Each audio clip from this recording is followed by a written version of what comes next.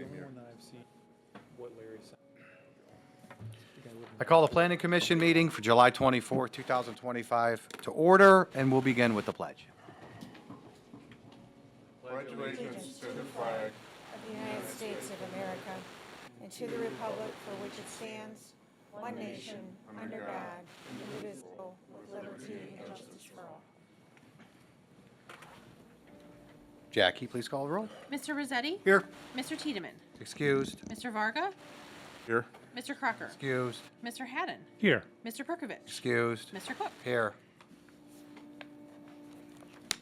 I'll entertain a motion for the approval of the minutes from our regular meeting on July 3rd, 2025. So moved. Second. Jackie, please call the roll. Mr. Rossetti? Yes. Mr. Varga? Strain. Mr. Haddon? Yes. Mr. Cook? Yes. We have no public hearings tonight. We have two things under old business. So I'll entertain a motion to remove from the table preliminary site plan of a car wash, Clean Express Auto Wash at 9361 Menor Avenue. So moved. Second. Jackie, please call the roll. Mr. Rossetti? Yes. Mr. Varga? Yes. Mr. Haddon? Yes. Mr. Cook? Yes. Is that applicant here? Please come up, give us your name and address. Tell us a little bit about the car wash.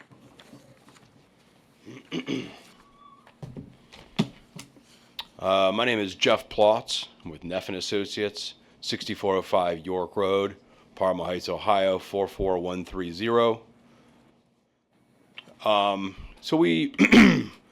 It's been a little while since we've been here, but I guess a little recap of where we've been and how we got here. As we first were here, we had a site plan, which you may recall was basically a 180 of what we currently have on the plan. So we were here for a conditional use and a site plan. The conditional use was approved by this committee, has moved on to council, was called up by council. Since then, we've now been back here for a site plan, I guess revision is what we're presenting ahead of time here. With the site plan, we've received some comments, which took us a little time to address.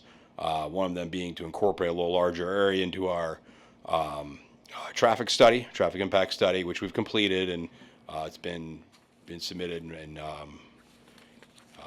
it's in your hands now at this point.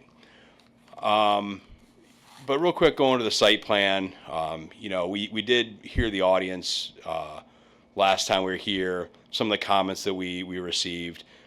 We were able to, I think, come up with a solution that I think that we like, hopefully the city will like, by turning the site plan kind of in a 180 fashion. We've really kind of pushed all that traffic to the north. One of the items that was requested is the easement revision between Speedway, Walmart, which we've worked through, which again I know we've brought to the city. It's been submitted. But the way it works now is the traffic's a little further to the north, pulling things away from Menor Avenue. So I guess in a sense you're queuing on the east. You come into the wash from the south. You exit on the north. You then have your option to either exit the wash and go west or east to leave the site, or you turn east and you come back and vac, or you have a choice of vac ahead of time too. We do have two escape lanes that we have built in towards the south. Those are only 10 feet wide. They're striped. They're coned. They're signed as "Do Not Enter." So they're very obvious that those are not places to drive at all times, even when staff is not on site. When the wash is closed, it is still coned off.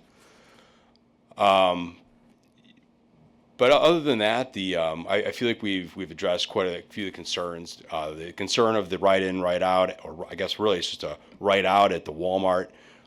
That's in a sense out of our hands. We support it if the city can get that put back in. But that's really between Walmart and the city of how that happened and whatnot. But that is certainly not a major issue for us. One of the comments that we did receive was a queuing analysis versus our traffic impact study, and as cars arrive at that peak, how we handle them. we just received those comments back on the 18th. We kind of submitted a reply to that today. I know it's very last minute, but the basis of it is that, we're receiving 39 cars at the peak hour, and that we're able to process those through our facility almost in real time as they come. We kind of did a worst case scenario of doing half the speed of our wash, which resulted in, I honestly don't remember, but it's maybe 8, 10, 9 cars in the queue, which would then evacuate rather quickly. And I believe we have 24 stacks on site. If for some reason any of this would back up, I mean that queue line wouldn't spill onto Mentor. If the queue line ever left the queuing as shown, we do have those conditional use practices, which we would then cone things off and direct people to move on. But hopefully that would happen at the north side, which really wouldn't hamper or impede anything on Mentor Avenue. I think other than that, I guess, we do have, Joe here with Clean Express who can answer any operational type questions or questions about Clean Express itself. I know you guys have heard that last time we were here, and we've heard it a couple of times. But we have he's here. We also have our traffic engineer. If we have some questions on traffic, do you guys have anything else to add? Introduce yourself. Sure, thank you. Majid Maklouf with the law firm of Burns, Lochner, Greenberger, legal counsel for the applicant. I just wanted to clarify that. I'm sorry, could you spell that? Oh, sure. Majid, M-A-J-E-E-D, Maklouf, M-A-K-H-L-O-U-F. I just wanted to clarify that the easement, I did follow up. I don't see the law. I did follow up with the law director, and he confirmed today in writing that he was okay with the easement paperwork and that it was complete. And I did check on the city's website today with the agenda. The easements were posted on the agenda, so hopefully that is taken care of. And I just wanted to emphasize the point that Jeff had just said with respect to the conditions on the conditional use. One of the conditions, obviously, if there's the backup, that it will be closed. So that is already a condition on the conditional use that's been approved, and the applicant had consented to it. Honestly, we don't anticipate having to deal with it even once, but it's there for the protection if it ever becomes an issue. That is already, the Planning Commission did deal with it as a condition on the conditional use, and we have the exact same condition on our other site in Mentor as well. So it's the same condition that we have in both places without any issues. Thank you. I think with that, we would entertain any questions that you may have on the site plan itself, or I guess the building itself. Kathy, anything from the administration? Just two things. The first is in the staff report, the administration is recommending that the emergency bypass lane on the west side of the property, southwest side, be removed to avoid additional congestion on the adjacent access drive. With that comment, it would be great if their attorney could maybe speak to the amendments to the easement so that everybody understands. I understand that he spoke with Mr. Zeman, but how the adjoining property owners feel about those changes to those access points with the approved site plan. Obviously, the amended easement shows this plan, but did they have any comments or concerns, and what are the parameters of that amended easement? Hi, Joe Bertucci with Clean Express. I was the one dealing directly with Speedway and Walmart. Both parties were provided the site plan for review and approval, both approved in writing, and obviously there's an easement. From day one, there was always an easement in place for the southern access drive and the northern access drive. What we were doing was modifying that easement to allow us to limit, which wasn't permitted, limit the southern cross access drive so that it's no longer ingress and egress. In fact, there's almost no egress, right, except for our use. That's what they agreed to. And so the northern easement permits ingress and egress from both parties through and across. So what they were approving was the limiting, meaning they are aware that the bailout lanes are there. Both commented that it was actually better for their site because it moved that curb cut away from their curb cuts on Menor Avenue. And so usually you might suspect that it's very difficult to get changes from a Walmart and a Speedway, but they were very agreeable to these changes and we're happy to oblige. So it permits us to limit that southern easement. Now, what happens for the city's purposes is that if we were to leave, go away, shut down permanently, the easements default back into place. So those easements will always be there, and then it becomes a full access easement on the south and the north. But that's only if we were to leave. So that gives them control in the future as well. Thank you. Kathy? So just a follow-up to that, with the recommendation of limiting it, you know, you had talked about having cones there. I mean, if somebody wanted to exit and and you were agreeable to only doing the east side, how is it clear to the drivers that it's emergency only and not for somebody to cut through? How, I mean, I know the width is narrower, but what else is going to be there? Are you proposing some signage and so forth? Absolutely, yes. So at both, from outside of our property looking in, you will have 2 do not enter signs on either side of the drive aisle. We've also, so the striping, you'll see the striping there, obviously is a warning sign to kind of slow down when you're a driver. And then do not enter signage can be placed on that pavement as well. But we have do not enter signs that we can put on either side of each curb on both sides. And then obviously the cones there are an immediate visual from further away.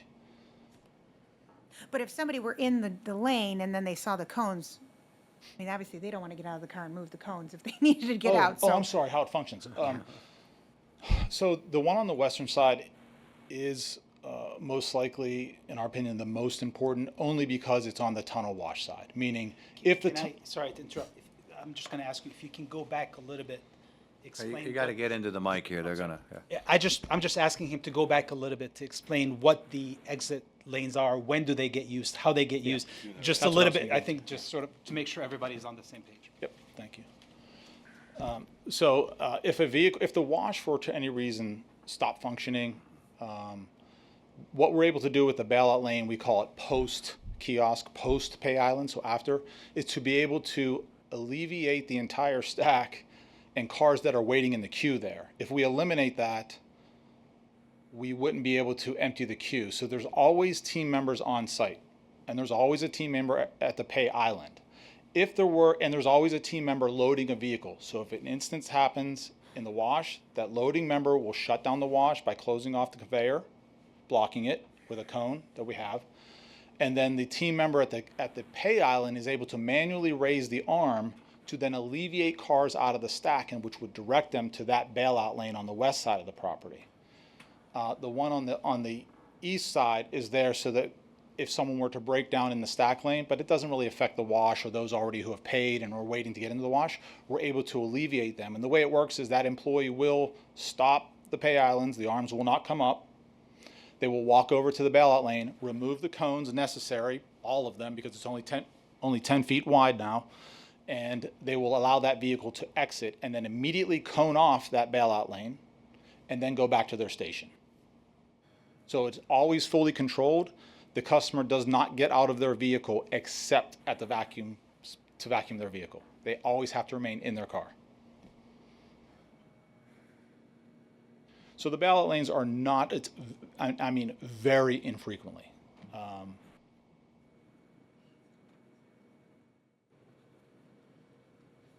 Does that answer your question? it does. I have more, but I don't want to, go ahead. Oh, no, please. You got the floor. Well, so I think the administration's concern with this one on the west side was if somebody were to use it as an exit, there's no limitation for somebody heading eastbound on Menor Avenue to turn left in there. There is the limitation to turn left out of there, but not to turn left in if you're heading. So with it being so close there, I think we were concerned about there being some sort of a traffic hazard. With people coming out, and again, I know there's not going to be a line of traffic coming out, but maybe there could be even a stop sign on your side to say, hold up before you just go zooming out, because there could be traffic coming in. Oh, I see what you mean. So a stop sign at the bailout lane for Yeah. when they are allowed out, they do know that they don't have a right of way? Right. Absolutely. We could put that on the back side of the do not enter sign. Yeah, yeah. Of one of them. There'll be 2 do not enter signs. Yeah. We'll put one on the driver's side. That's a great idea. We're happy to do that. I look around the property, yeah. So that they stop before they just, And we'll do that as well on the east side. It'll put a stop sign on the back of the do not enter sign as well, on the driver's side. In that case, it'd be the passenger side. Yeah, so another thing we talked about, but we didn't want to change the plan too much. You see the radii at both bailout lanes where it touches the property of Walmart and Speedway? The radius there. We want to straighten that more, so it's more of a 90 degree, so it's very clear when you're outside of our property, it does not look like you can turn into the site. Those would go straight out to the property line and then 90 degree out to the existing curbs. So that would be another visual indicator of, man, that's a really tight throat, and I shouldn't be turning in there.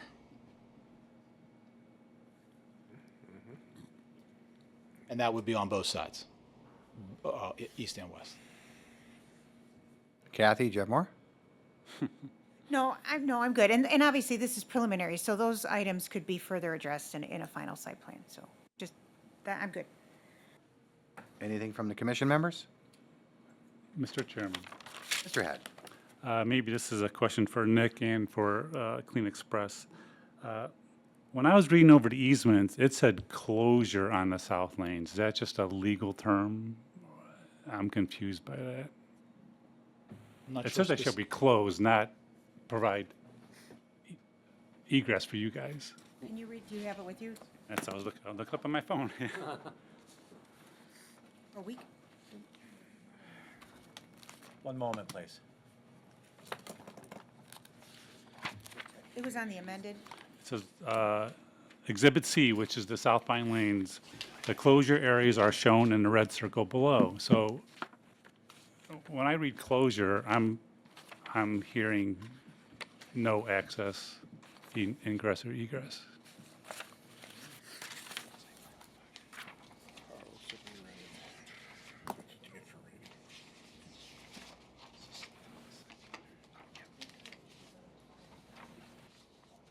I don't know what sheet number it is. I don't know if Nick. So I don't have a copy of it in if you front of look me. at, oh, you do have a copy? Yeah, so if you look on the back, this is the site plan that was provided to them, and it is attached to the easement, and it indicates that the bailout lanes are there, and that's the site plan that was approved with the bailout lanes. So I can't speak for, I'm not an attorney, but closure means that there was free reign access for Speedway customers and Walmart. Now they do not have access. Where the closure is no longer, they're giving up their rights from their property perspective for their customers to enter that south easement area, which is indicated by the site plan that was approved by that party in the easement It agreement. says the parties hereby agree that the south access point shall be temporarily vacated the closure during the term of the Clean Express lease. So that tells me you can't use it at all. I'm not an attorney, but maybe Nick and. No, so we do, yeah, no, remember, this is amending the original easement. The easement gives us the access. So it's redefining the scope of the access as depicted on Exhibit C, and then says it's closure for the remainder. So for our access, it's there. Because it's if you go back to the original easement, Yeah. that's Yeah. what it provides us. And then, it's the Exhibit C that controls. It still says shall be vacated, so I just want to make sure that we're all clear on that they can still have access at those points. And I'm sure that's something you guys can talk about. Yeah, I mean, I can see it in front of me, so. But in the language, it says vacated, so that's why I'm just want to, Yeah, no, it's. I hear what you're saying, but I just want to make sure that's cleared It's- before. It's there, yeah, no, it's the closure of the other traffic, not of our, to allow our I site don't to know. operate. Okay, yeah. George, where was the language? I'm sorry, we were trying to find it. So what page are you on? Page 12 of 71.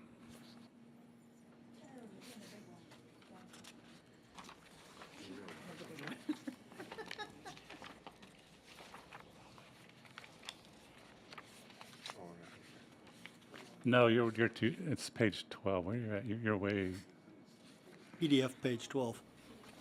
12 of 71. You're on Up, past it. 10 of 47, so you're in something different. Oh, because yours was a combined document, so this is still. Yeah, if I think Right. it's the amendment, and keep in mind, this is the mutual, right? There's there's the individual easement and there's the ECR that governs. So the closure is for the ECR, but our individual easement is still there and is amended as provided on Exhibit C. Yeah, I just want clarification from the law department. Because we were giving them Maybe, easements and they were giving it, so it's, yeah. It's just confusing to me, that's all. Sure, I can, and if I may, Mr. Chairman? Yes, please. Yeah, it can be somewhat confusing, but at the end of the day, this is between two willing parties at this point. As their counsel had indicated, there was an underlying easement already in place. And so if there does become an issue, that would be worked out between the two private parties at that point, Walmart as well as Clean Express or this OCHK, as well as on the east side as well with Speedway. But at the end of the day, it's between the two private parties, and so as long as they have some form of an understanding, I mean, we're gonna be okay with it because it's really not gonna impact the city at this point since it's all private property at that point Okay. between the two. Thank you. You all set? No, I'm not. There you go. Since I got the floor. I see on the north side of your property, you got a proposed 1-foot-high wall. What's the purpose of that wall there? It's for grading purposes. Is there a slope there then? Just to meet the, Yeah, so there's actually a little bit more slope on the site than you probably feel from just looking at it. So yeah, we're repositioning a building on it versus where the Boston Chicken was. So yeah, it's a is it a 1-foot drop off or is it a 1-foot wall on your property? 1-foot wall on our property. I believe we sit high. Yeah, okay. We're high, they're low. That's all I have, Mr. Chairman. Is there anything else? Mr. Chairman, Mr. Varga? I don't have any problems with a car wash in general. Between two gas stations, there's really not a lot of conflict there. My view of this, or the complexity or the concerns I have, are outside the property lines that you don't completely control. But when I looked at the study that was done, it handled a lot of the traffic that exists today. It identified some things that wouldn't exist in the future. I mean, as an example, there's people who come out of this west driveway and shoot straight across 5 lanes of traffic and go to Pastina, the restaurant on the other side. Oh my God, you know. So the study gave magnitude of what the existing circulations issues are, but it didn't really tell me what was going to happen after this was built. For starters, the west end is the west drive at Manor Avenue is only going to be right in, right out. That wasn't really reflected in the study in terms of down the road what those volumes are going to be. Could someone just talk about, for instance, the traffic is coming, your customers are coming from basically 4 different directions. They're coming from the west on Manor Avenue, from the east on Manor Avenue, from the north on Heisley, and from the south on Chillicothe. How do they get to this site? How do all those 4 groups get to the site and then get back to where they came from? Can somebody talk about that? Kevin Westbrooks with GPD Group, 6200 Oak Tree Boulevard, Independence, 44131. So yeah, we go through some of that, and we just those 4 directions. You know, we looked at that as well. Looking directly at the site, based on existing travel patterns, is kind of how we figured the same patterns are going to happen out here. It's about 50-50 coming from east and west, and then from the east it splits up. Heisley, Chillicothe, and Menor to the east, and the way the driveways are set up, and I think you stated that the west driveway was going to be right in, right out. I guess is that a definitive answer? I wasn't sure. I know it used to be a right in, right out. and or just a right out. Right out, you can turn left in, and, Okay. yeah, but you just can't turn left out. So Okay. Once the traffic island is reinstated, yeah. And then, so I mean, the way we had it, if cars are coming from the west, we had them using the west side driveway. No real reason to kind of go past it to come in. We had them coming in there, and if they were heading back to the west, they would use that west driveway. So they might take a left in there and a right back out. From the east, whether it was one of those three directions, we had them coming in the east driveway, taking a right there, taking a left back out. Now, we know that there is all kinds of connections through the parking lots, and you could get out up onto Heisley Road if you want to wind your way through there. But in our mind, the more you separate all the traffic, you're going to start diluting the numbers. I mean, we're only talking about 39 vehicles an hour is what we're thinking is going to be coming in here. We're already splitting it up 4 different ways. If we take them a 5th way, I mean, as a traffic engineer, sure, I'd love to split it up 12 ways, because then I'm sending 2 cars here and 1 car here. But we kind of kept them concentrated so that you're having the most impact at, we're seeing if there's the most impact at Menor and Heisley. We're sending the most traffic that we think is going to go through there. We don't take the 2 cars that are going to go out on Heisley. We brought them all through that intersection. And what we're finding is that there's no real material impact. I know intersections are busy. Menor Avenue is a busy road. But when you split the traffic going about 50-50, we're sending like 20 cars to the east. 20 cars on top of what's there is a small fraction. Nothing was pushing anything over the, it's not, the intersection is very congested at times. The 20 cars is not pushing it over the edge to where it's going to be Armageddon, and cars are going to, just start piling up. It probably would hardly be noticeable. I mean, it's a car every couple minutes, every 2-3 minutes will be added to that. Well, I guess my point isn't the volume. I'm not concerned about the Okay. volume. I'm just not. Someone not familiar with the area, but they happen to be coming from the east on Menor Avenue, and they pull right in, and they can figure out by looking. Yep. Okay, I come in here, I go around here, and then they come back out at the driveway. They want to go back on east on Menor Avenue. How do they know how to get there?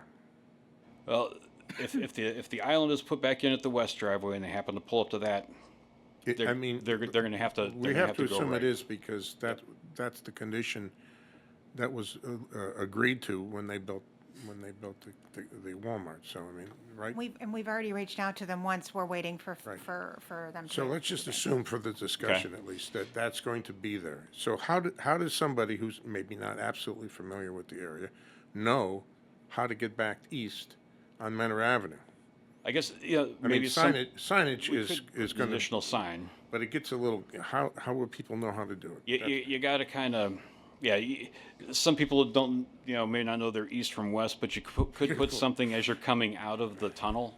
You're heading north. I'm looking at the site plan. You're going up to the top of the screen. As you're coming out, there could be a sign that says Menor Avenue eastbound. You're gonna have to take a right, because you're gonna have to come out and use that east driveway to take a left. Anybody could, if you're heading west, you could go to either driveway. Well, and my concern is that when people get confused, they make bad decisions. Right. And I'm trying to think about this as, okay, so you got a successful business, it makes sense. You get a certain flow through here. But where people get, when they start getting confused, they start making bad decisions. Like, I'm going to go around the pork chop, we call it, right? Yep. I'm just going We to call go. it the same I'm thing. just going to go, because I don't know how else to do this. And I'm trying to not, to think about this as to not creating problems of confusion down the road, and not within your site. Your site, you've got that all figured out. Right. I'm just concerned about people getting in and getting out to the community without making bad decisions, and making that intersection actually worse than it is. I mean, it's Yeah. a pretty heavy-duty intersection. It's the closest one to my house. I'm real familiar with what goes on here. And, lots of people, even now, before this, are making bad decisions about how they're cutting across. Now, you just brought something up I don't think I was aware of. I thought that pork chop was just a right in, right out. You're saying it's not? You can turn a, if you're coming, It's not a full.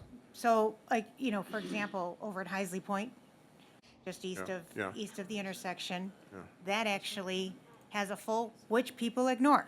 So, Oh, that's, you see, know, I've seen people come out the enter only all the time. I mean, know. It's very frustrating. So it's hard to, you could put in all of the signage you want, people are still gonna make, okay, some so wrong that's, there's a decisions. picture of the old one right there. that's the old one, Okay, so I see, it's not the, you could drive straight in. right? Left turn. Left turn in, Left turn from From the Menor left Avenue turn going lane. east. You could, Yes. you could, yes. from the turning lane. At that point, it's an independent And turning there lane. is a turning lane, yes. And just beyond that is a dedicated turning lane. And there's no restriction on the east drive off of Speedway. And that explains why they've had some people driving straight across from the restaurant, straight across 5 lanes of traffic to go into here from their traffic study. I'm going, oh my God, you know, that's, all right, okay. I guess fortunately, you know, you do have that left turn lane, that center 2A left turn lane. Some people call it the suicide lane. You've got that out there on Menor Avenue. So the turn in that's not restricted, it's just as safe there as it would be at the east intersection. It's the people who want to make a left out of there is the ones we've got to try to prepare for. And I guess, you know, signage as you come out of the tunnel, to tell them to go out the other driveway. And you know, a big portion of the customers that are coming here are going to be members. You do the wrong oh crap, I can't go out that way. Next time you're there, the next day, 2 days later, hopefully they're remembering I got to go out the other driveway to head west or to head east, or I wind my way through the parking lot and get out to Heisley and come down that way. I mean, to some degree, I've come to the conclusion that it's safer for people to end up at a traffic light to make transitions. There's a traffic light to the west. You could drive. There's a drive in with, it actually shows up there where there's a stop mark on the pavement that takes you all the way to the Walmart and turn left, and you can then go left or right. That's a light. And then, but the other one is way over on Heisley. A person not familiar with the area is never going to find that. That's my concern, and that's the only way you can get to Chillicothe south, or Heisley north, or the easiest way to get to Menor east is to go there, come back to Menor, use the light, the 2 turning lanes, and go east. But that's all outside of your property, and that's my concern, is that, and also, you know, I guess I'm speaking to the city too, because at that point it becomes a city problem to some degree. How do we let, I mean, it's signage, I guess. Signage is the clue here, but we're putting signs in places that have nothing to do with this piece of property. Or are we, or can we, or, you know? I mean, well, I guess one reaction is, and again, looking at this from a planning standpoint, it's actually nice to have more than one option to exit. Yeah. And so it helps, you know, I think the word that he used, to dilute. I mean, you know, you're actually giving people options. If you're coming out of Zappy's, there's one way in, one way out, and that's it. Right. You know, so, and it's at a tough point of that intersection east. At least, you know, here again, you have options, and you do have to rely on the driver to make decisions, which Oh, no. but we do every day, right? No, I understand. So Well, I mean, we need to think a lot about the signage, because as you're coming out at that South Drive, coming out of the facility, there's going to be a sign there technically that says, turn right to go to Heisley North, Chillicothe South, Menor East. It's, you know, it's got to be, there's that much information that has to be transmitted to people if they read the sign, you know, as to where to go. Otherwise, they'll just, I don't know. I'm just nervous about not the volume of traffic. I don't have concern about the volume. I'm afraid that there's, I want to say, little old ladies wandering around the Walmart parking lot, not finding their way, can't figure out how to get out of there, you know? The obviously, hopefully, any of those concerns could be worked out between now and the final site plan. But and I know the commission is very familiar with this, I apologize for repeating, but there is a very different business model in terms of how we run our car washes versus the older car washes. And with the unlimited RFID, so most of our customers are repeat customers. They have the membership, they know them. It's not that they're coming there once, or I can't prevent, I'm sure there will be one or two once in a blue moon who are coming, but the overwhelming majority of the people the very attraction of using a car wash like this is the unlimited membership. And they're coming in, the car wash is pre-selected, they just literally, you pull up to the gate and based on, your RFID, it'll read it, it'll open it, you're going in, everything is pre-selected, everything is done. So that's part of the business model that hopefully helps alleviate some of those concerns. I understand what you're saying in terms of a potential problem outside of the site, but I think it's just the nature of the business here. There are some protections built in. Jeff?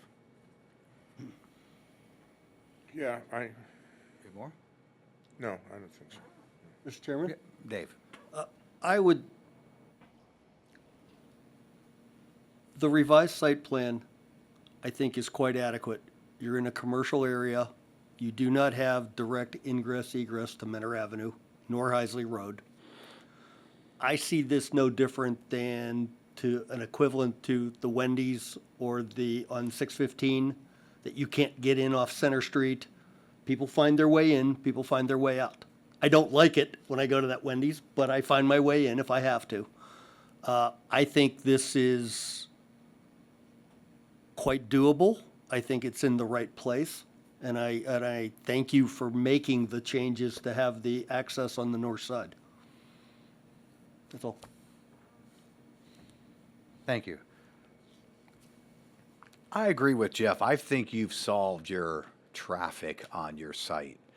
I, as well, live real close to this intersection. And the problem that I see, it's not Menor Avenue, it's southbound on Heisley. That access road on the Salvation Army, when half-price books went to a Starbucks, the way to get out is that light. And to try to get out of there and make a left turn on Heisley, when this access road by Salvation Army is making a right turn, and then everybody at the Speedway is a right out close to the intersection. I use this all the time. I use this gas station. It's my main gas station. And I know the frustration right here. It's already bad. You know what I mean? To now funnel traffic out to this access road, the east-west access road that gets onto Heisley, I get it's not your problem, but it's, as a board, we have to look at the overall, and it's just a tough intersection to crack. It's just a tough nut to crack. So, I don't mean it this way, but I asked also the Planning Commission to consider that this is a parcel that the property owner has a constitutional right to be able to use. And no matter what other use you're going to have there, whether it's this use or any other use, some of the concerns that you have will be present. So you're almost effectively saying that nothing can be developed there. We're taking the site, sort of the city's purchasing the site. That's, I think in terms of, if you think what was there before, what's coming in now, all the protections that are in place, I think you have to take all of that into account. Hopefully the city's long-term planning, if there are issues off-site, that, just because there's a region-wide issue, you can't hold that against an individual property owner exercising their constitutional right to use their property. No, that, Mr. Barker. just my own feeling, no, that's not what that's not what I'm trying to do. No,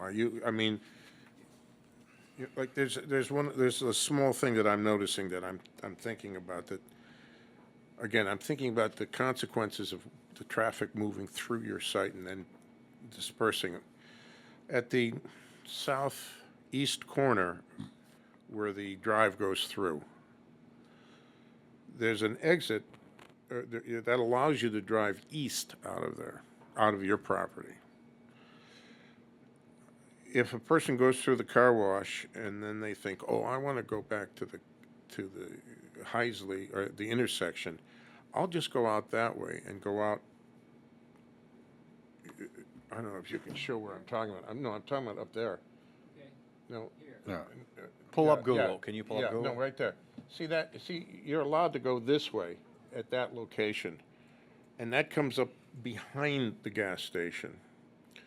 You can't go north because the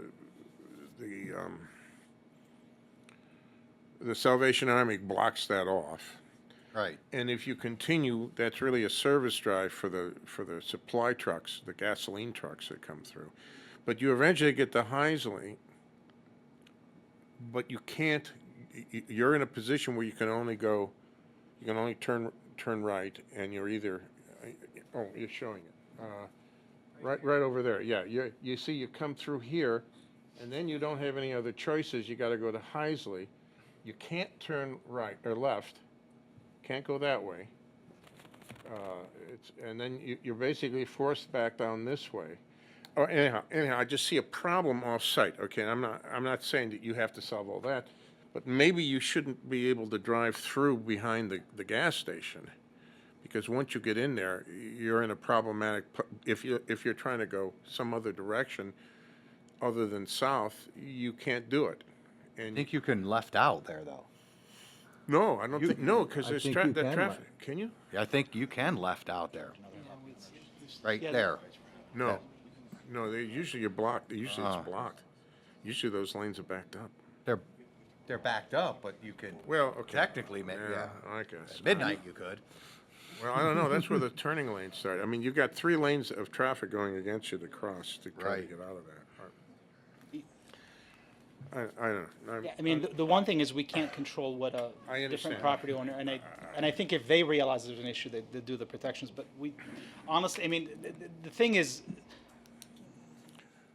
we could always imagine every single scenario in which a driver may do X or Y.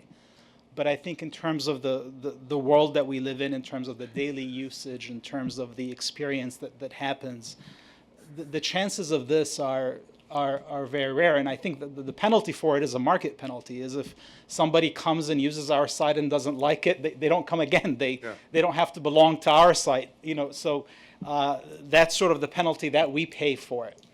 And I understand. I completely understand. But part of our job is to worry about the areas outside your property lines too, say. So though you don't necessarily have to worry about that, we have to worry about that. And I'm just trying to eliminate, I'm trying to make it so that, or my goal is to not make anything worse than it is now by allowing this to be built. I mean, I don't have any problem with it being built. I just don't want it to cause things to get worse outside of your property line from problems that we can or cannot anticipate, that's all. I'm not trying to stop this project. I just want to try to envision all the consequences outside of that's our responsibility is outside of the property line too. Am I speaking correctly? We are very happy to work with the city to add signage to direct customers as best we can in the safest path possible. What are your hours of operation? 7 a.m. to 8 p.m. Okay. Monday through Saturday, 8 a.m. to 8 p.m. on Sunday.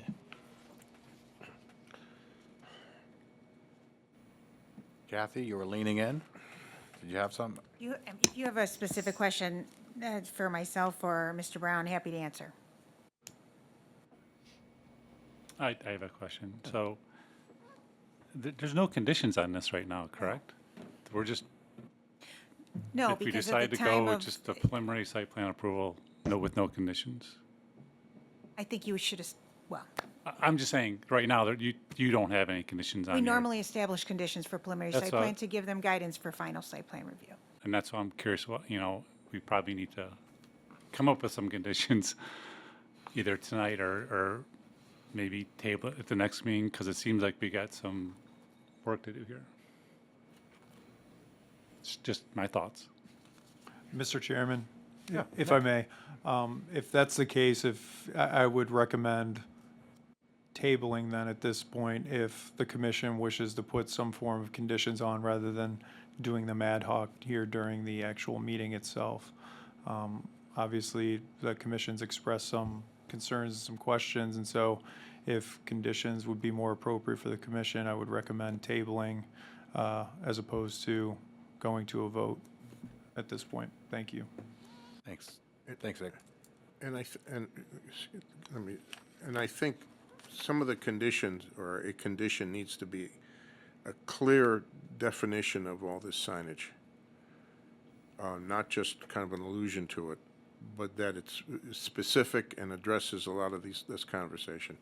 I think the signage could probably alleviate most of the concerns, but it has to be specific and agreed to, so that it does address all these concerns. So I guess tabling it is maybe the right idea. It's just so we could the city can get that feedback and we can get that assurance. So I make the motion to table?